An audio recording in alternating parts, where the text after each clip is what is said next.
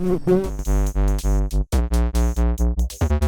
in this video, I'm going to take a look at the new Vankyo Performance V610, and I'm going to do a direct comparison against the Crenova XPE660. And I'll leave a link in the description below with current pricing and more information on each of these projectors. So before we start comparing these, let's do a quick unboxing for the Vankyo V610.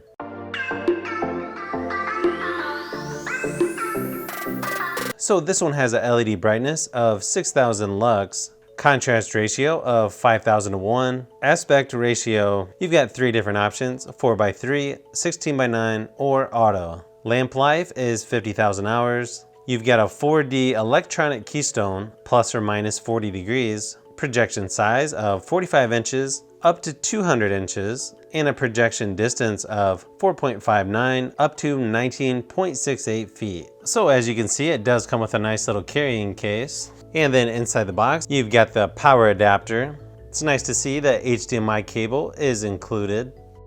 Video adapter. Some really small screws and a fuse. A pretty typical small remote control. And this is interesting. They also include a USB 2.0 all-in-one memory card reader. Customer service and social media information. They also include what looks sort of like tissue paper in order to clean the lens. Quick start guide and user manual.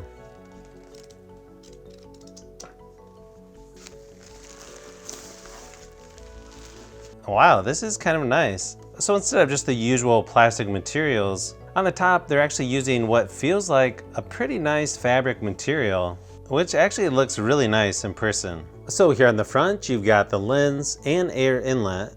It also comes with a lens cover. And then to adjust the focus, it's actually pretty simple. You just turn here on the outside of the lens, forwards and backwards.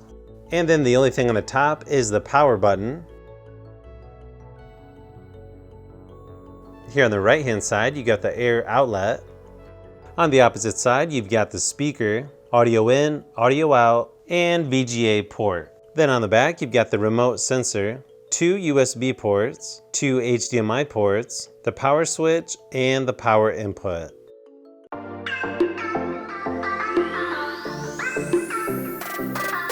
So as you can see, these two projectors sitting next to each other are about the same shape and size. Same connections on the back and sides. Even the speakers on each of these are in the same location. The only real difference, you've got multiple controls here on the Crenova, where on the Vankyo is just the power button. Although depending how you have these mounted, I don't know that you would ever really use these that often. And you can see even the lens on both of these are pretty much the same size, and the remote sensor is in the same spot on both of them.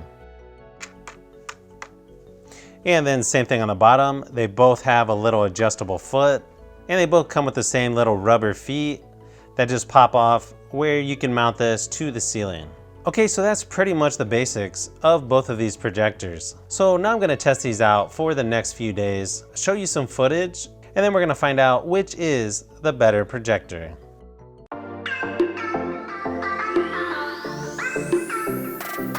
I'm not going to go through the entire menu, I'll just cycle through it so you can see what some of the options are. It's basically the same options you're going to get with the Crenova. Now I also reviewed the Vankyo V620, but that one doesn't have the 4D electronic keystone correction, and the speaker isn't quite as good as on this one.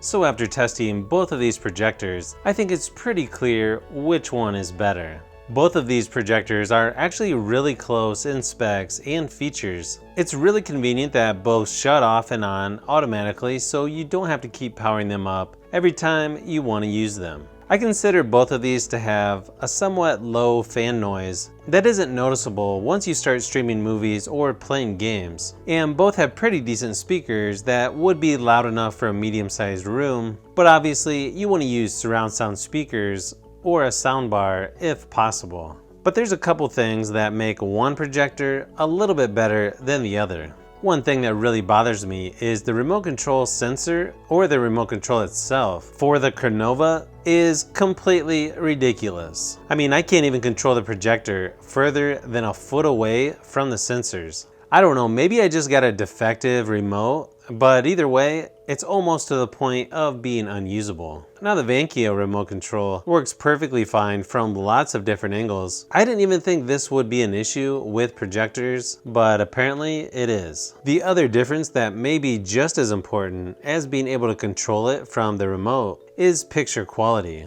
Now the Crenova is not bad, but when compared to the Vankyo, it definitely isn't as bright as the Vankyo, and clarity is pretty similar in some areas of the screen. But as you move towards the edges or corners, you notice the image is a little more blurry compared to the center. And I tried to adjust the focus several different ways and could not resolve that issue. With the Vankyo, it's a more consistent focus across the entire screen. One advantage I think the Vankyo has over the Crenova is when it comes to the keystone adjustment, you can actually adjust each corner on the Vankyo, where the Crenova is a little more limited on how you adjust it. So if I had to choose between these two projectors, I would definitely go with the Vankyo Performance V610. So if you've made it this far into the video, you may want to say thanks by subscribing, and don't forget to give a thumbs up if this video was helpful. This is Brian from Fishbee Productions. Thanks for watching, and I'll see you on the next one.